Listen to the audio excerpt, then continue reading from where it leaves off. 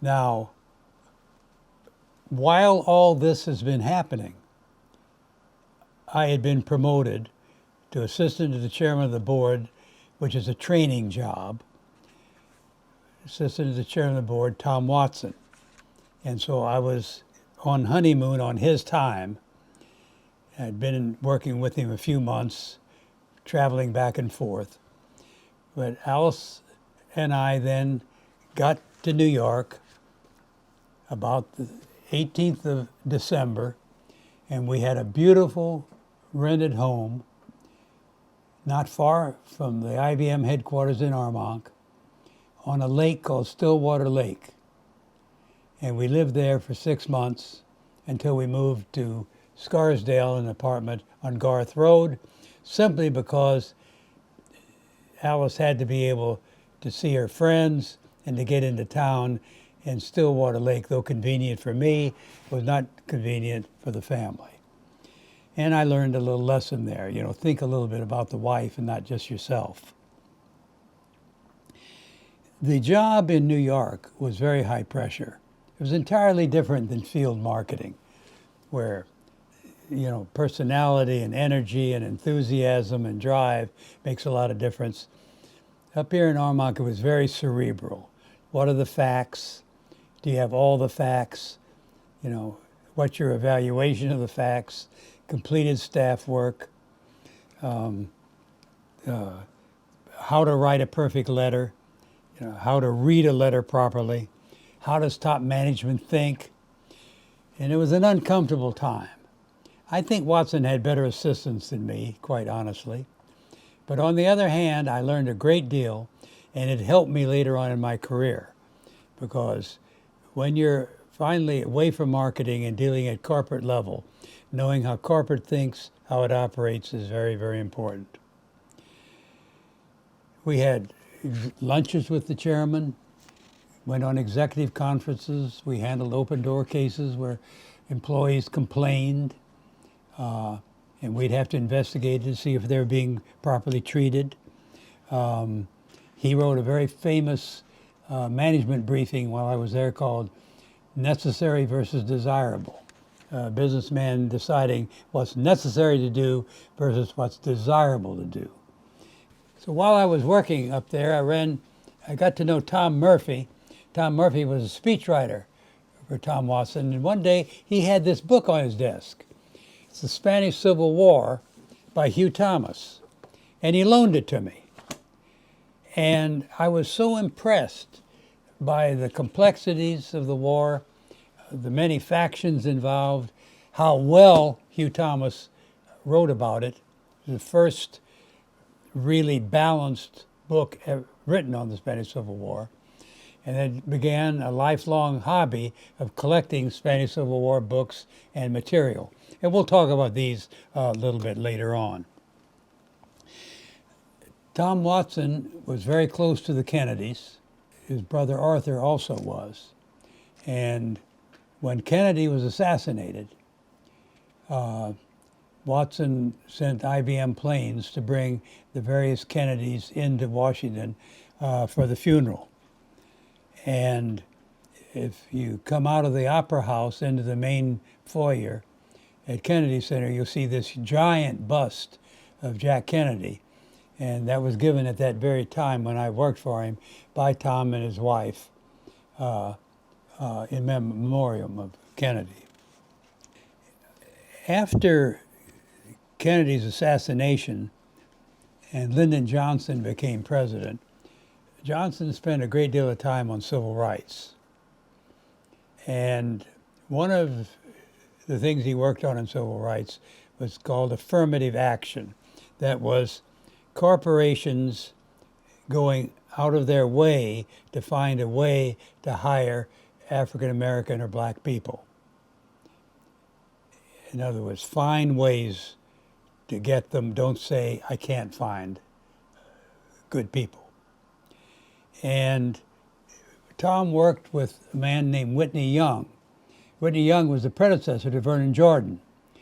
And I got to know him. In fact, I drove him home one night.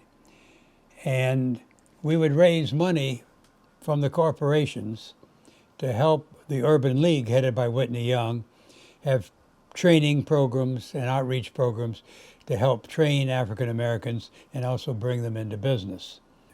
We had a big event scheduled in 1963 at the St. Regis Hotel in New York City.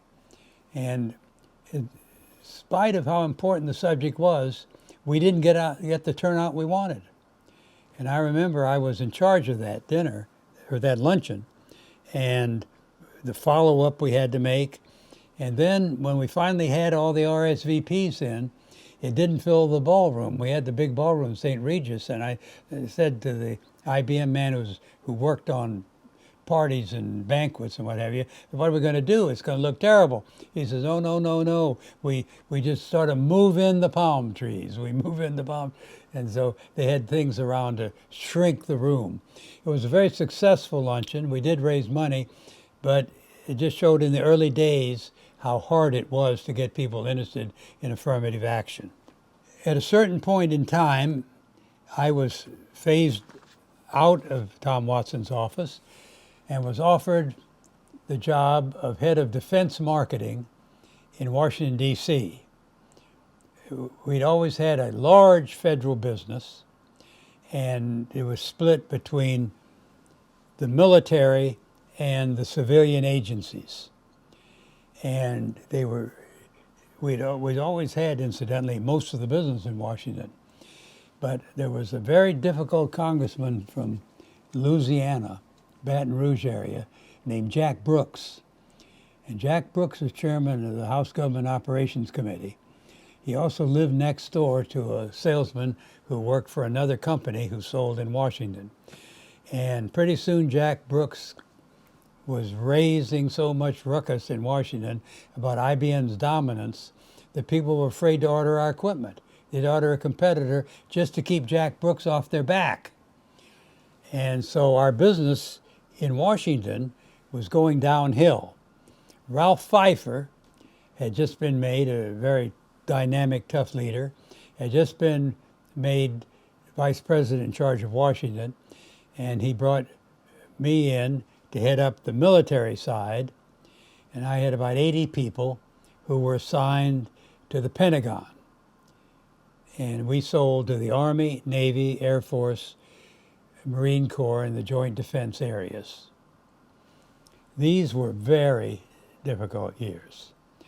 The bids were gigantic. Bidding on government business is very hard.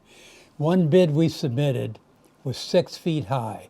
One copy of the bid was 6 feet high.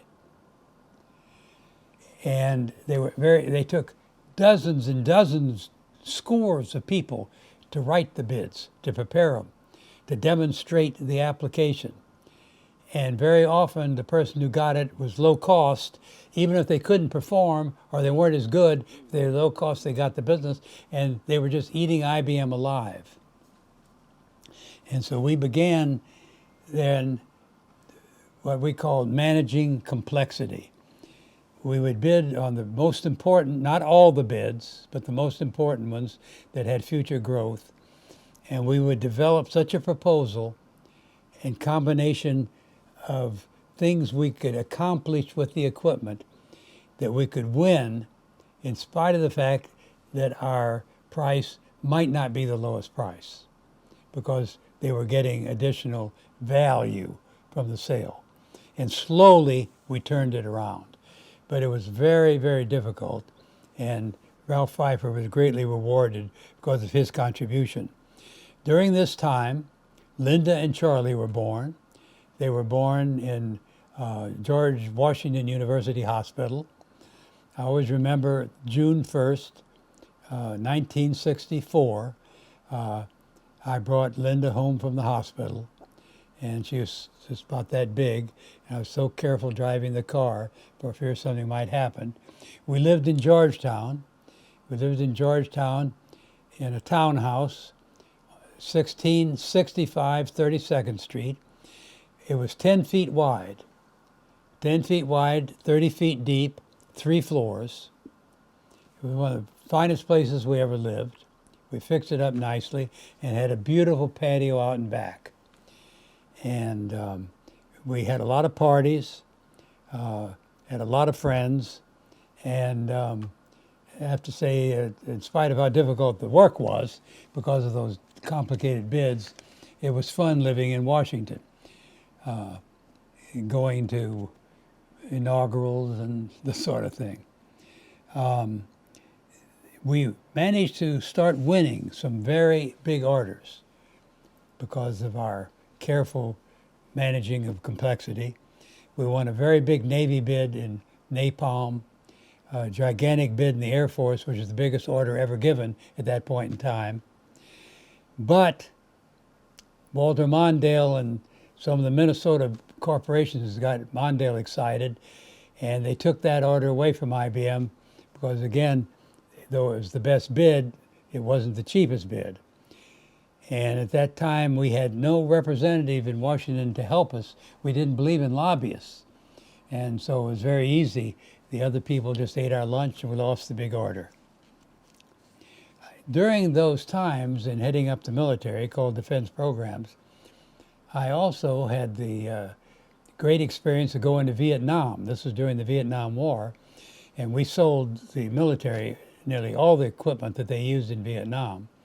Went and flew into Saigon, and then went to Cam Ranh Bay and to Da Nang and visited the different IBM installations there and the military. Lived in Saigon, and that was quite exciting during the war. And then in addition to that, at one point in time, I had to go to both Germany and to Japan. We had a lot of military in Japan and in Germany, and a lot of IBM machines over there doing their payroll work and record keeping, what have you. And the Europeans could not service that equipment, even though we had a lot of IBM business over there run by the French, the Germans, the Swedes, the Italians, what have you. They had to have cleared American nationals. So we had an office in Frankfurt that took care of all the GI installations, and an office in Tokyo, outside Tokyo. I visited both of those. Those are very, very interesting because in many cases we got interaction with the Japanese, and it was a great learning experience. So finally, business is turning around in Washington. We're very happy with the government bids that we're getting, and IBM's very happy.